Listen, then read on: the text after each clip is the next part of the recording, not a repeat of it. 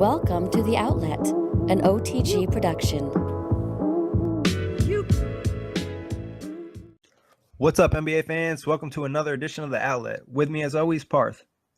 What's up, Nick? Nothing, Parth. Getting ready to get into these rankings. And today at number 20, we have the Sacramento Kings. They definitely had an interesting offseason. Before we talk about that, here's a clip from last season. And it's a great opportunity. Well, when people ask me, I just say, ask Jim. Thank you. I really appreciate that. The lob on the inbounds, and apparently the Kings forgot most. Yeah, DeMarcus Cousins pretty much checked out last season after they got rid of his favorite coach, Mike Malone, for no reason, to be honest. Yeah, I remember that. Cousins was out for, I think, 10 games or so. They fired Malone. Cousins wasn't happy. This play, he's definitely checked out of the game. I think he thinks he's on offense. Yeah, I don't know what he's doing, but they're down 20 points. So yeah, he definitely lost interest. But let's talk about the ranking. You think this is a fair ranking for the Kings? I think it is a fair ranking. I believe they have the talent to where they can really improve.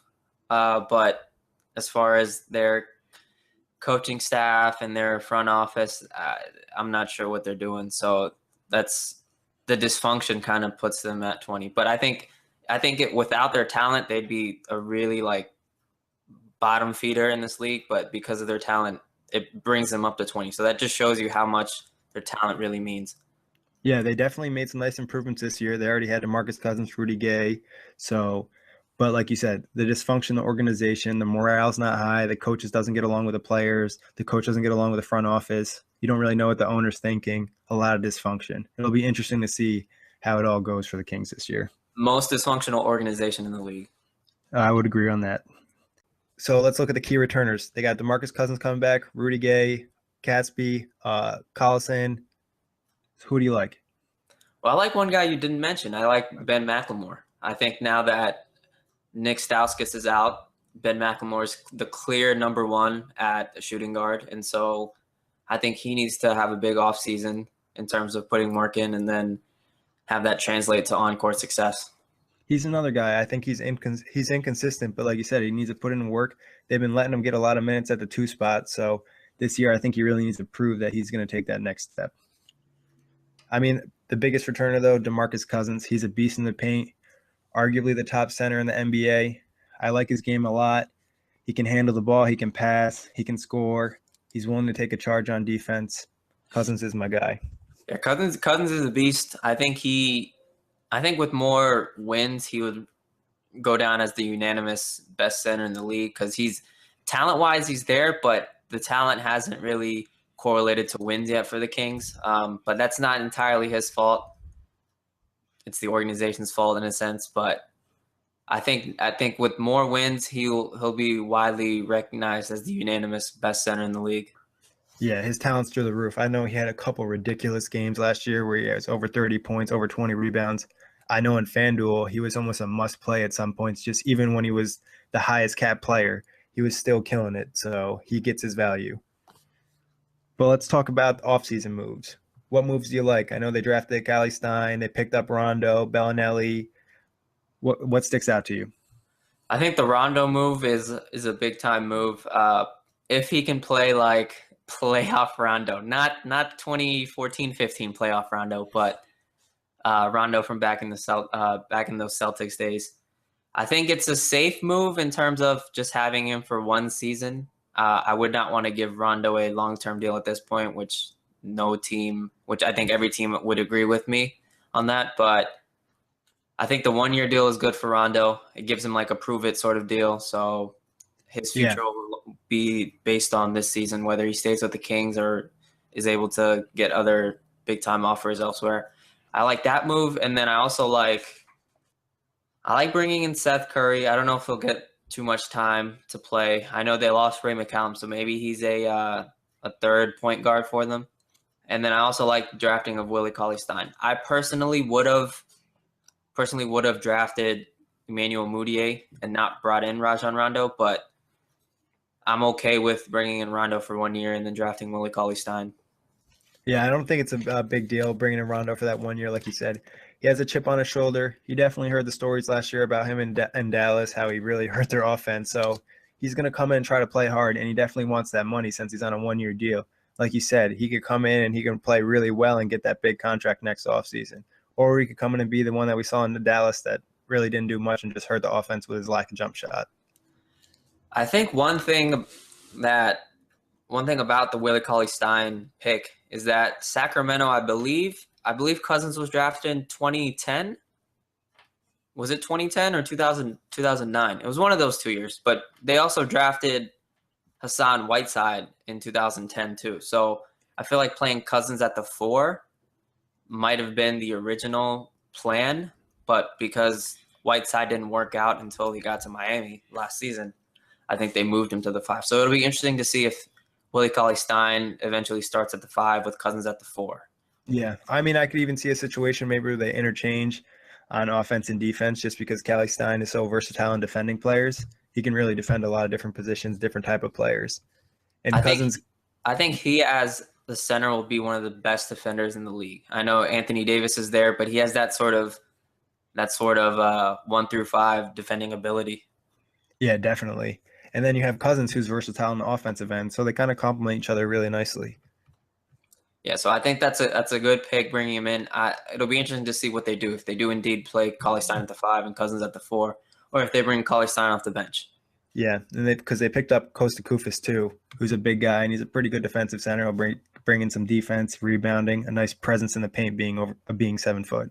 Yeah, it's a good thing that they improved their defense so much because their defense was abysmal last season. They were 27th in defensive rating. Their offense was middle of the pack, but they definitely improved on defense, which they needed to do.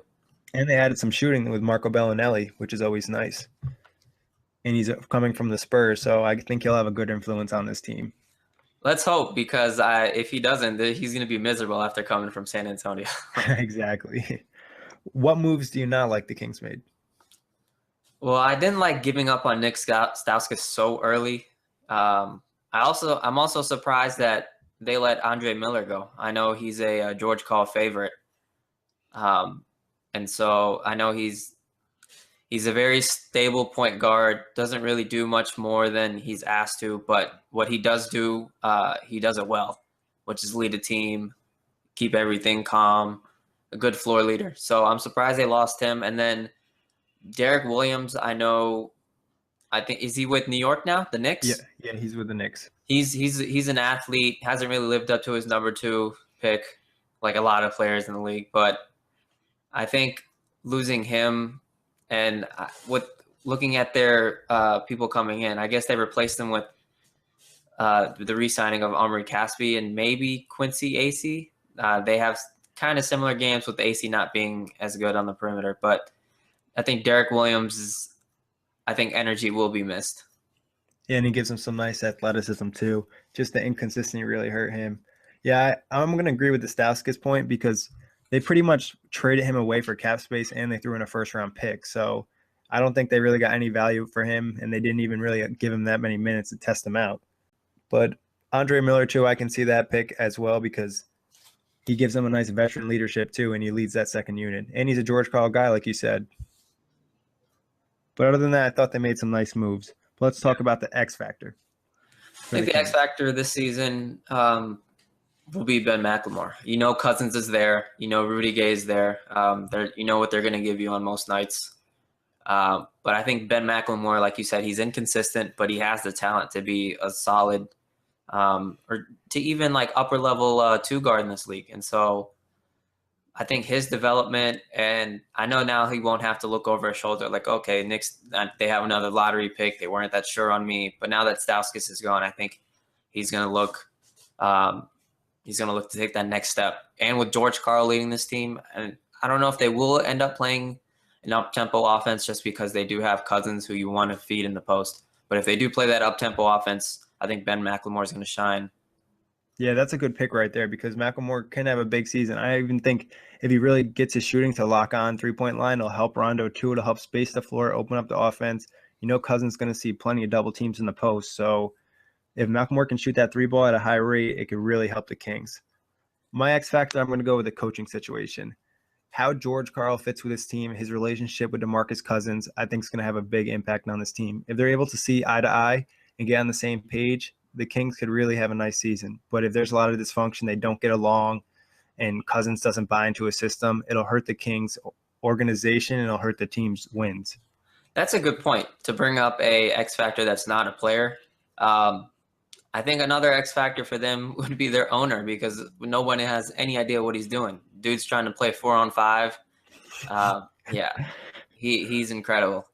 Yeah, I would agree with that as well, because you don't know what he's going to do. Maybe George Karl does bad for 10 games. He tries to fire him. I know there was a report came out that he almost got fired this summer. So you don't really know what the owner's thinking. He's kind of a little bit crazy. But I'm not sure another way to describe Vivek Ranadive. But yeah, crazy is a good one. All right, best case scenario for the Kings. Best case scenario, they have the talent to make a run at the playoffs. They were doing really well last season to start before Cousins got sick. And so I think the 8th seed would be their best case, 7 or 8 seed. But it really will depend on the front office and the coaching staff. I think the players are there, but I think it's off the court stuff that'll determine how well this team does. Yeah, I would say the 8th and 7th seed is probably best case scenario. They definitely have the talent to compete for those spots. Just a matter of relationships, communication from the front office to the coach to the players. Things like that's really going to have a big impact on the Kings season. Worst case scenario. Worst case, this season's a VH1 reality show. You know, with Karl, Rondo, Cousins, you could really have some solid TV right there, reality TV right there. So I think the dysfunction from the front office just trickles its way down into the players, into the locker room, and they have a terrible, terrible season. Yeah, they have dysfunction. The players don't get along. Cousins wants to be traded. Rondo's causing problems. Karl's causing problems. You don't know what's going on. Then maybe even they don't finish in the bottom of the league, but they just finish enough maybe that they lose their pick, I think. So that'd probably be worst case for me. Yeah, their pick situation isn't pretty. It's actually really complicated. But basically, it doesn't look like they'll be having a first-round pick until possibly 2019. I know this upcoming season, it's tricky. But they have a pick that's protected 1 through 10, but then they might have to swap it. So it's confusing. Pretty much, if they don't owe someone a pick, they have to swap the pick, so they're in trouble. Yeah. The thing is, it's probably good for future draftees that the Sacramento Kings aren't picking, because their pick history has been terrible, but outside of Cousins. Willie Cauley-Stein remains to be seen if he can be good. Ben McLemore's still at that. Is he a bust? Is he not? Sort of time in his career. But they picked Thomas Robinson, who hasn't really stuck anywhere. They picked Stauskas, who is gone already. And so I think Sacramento is the place where draft picks go to die. And so exactly. I mean, Hassan Whiteside was there. I know it was a few other teams, but they didn't recognize that talent either. So not a place for young players, really, I would say. So it'll be good for the draftees coming in the future drafts that Sacramento probably won't have a pick. All right, let's get on to the truth. So for the truth today, I decided to go with a telescope, because that's what their front office is looking at, because no one else has that telescope. They are in space when they're making their decisions. They've had multiple different people in front office roles. Front office should not be where you have a lot of turnover, and this team has a ton of it in their front office. And they could have more, especially with the coaching staff this season. Last year they had Mike Malone, Tyrone Corbin, and George Karl. And then this summer they wanted to fire George Karl because he wanted to trade Cousins. It's just it's a crazy land over there in Sacramento. Yeah, exactly. A lot of dysfunction, and we really don't know what they're doing. Yeah, like you said, a lot of turnover in the front office, change in philosophy, so that always hurts the team. One thing I found interesting last season was they fired Mike Malone because he didn't want to play that up-tempo style, because he wanted to utilize DeMarcus Cousins. And then later on in the season, I'm sorry? I said they were doing well too. Right. He only had an 11-13 record, but that was after the Cousins sort of injury. And Mike Malone got along really well with DeMarcus Cousins. And so I don't quite understand that firing. But what they did fire him for was they wanted to play that up-tempo style. And then later on in the year, as kind of a money grab, they bring in Simbalar. And I think Simbalar is like 7'5", probably close to 400 pounds. Oh yeah, I know who you're talking about. That Yeah. guy's huge. Yeah, it was such a money grab because it made no basketball sense. They fire a coach because they want to play up tempo, and then they bring the slowest guy in the NBA on their team. Yeah. So, yeah, it was such a money grab. It was obvious. The NBA pushed it really hard because he's of Indian descent. But as far as winning games with him, that's not happening, especially if you're going to fire a coach over a play style. Yeah, exactly. That doesn't make much sense at all. But The Sacramento Kings, ladies and gentlemen, right there. Yeah, they don't make much sense at all. Pretty much. League Pass. You're going to watch the Kings on League Pass this year? They have 4 nationally televised games. I don't really want to watch the Kings, to be honest. I think the entertainment value is high if they don't get along, and DeMarcus Cousins is definitely worth watching, but I don't think I will be watching. The only way I'm watching it, we get Rajon Rondo from the Celtic days with Kevin Garnett, Ray Allen, and Paul Pierce, and they're running that fast break nicely. But if not, I'll just stick to checking the stats for FanDuel. Yeah, that's probably what I'll be doing. Would you rather watch the Kings or Catfish? MTV's Catfish is a guilty pleasure of mine. I really enjoy watching some episodes of that show. I find it hilarious. So I'd probably watch Catfish over the Kings. I might have to agree with you on that. It's got some interesting characters on that show, so I always check it out once in a while. Yeah, and it's perfect that we chose Catfish for the Kings because both shows are insane. The show is insane and the Kings are insane. And so a perfect choice. Perfect match right there. But I think All Catfish might be less insane than the Kings, so I'm going to stick with Catfish. All right. Thank you guys for listening. And a hint for our next team, they're definitely not twinning.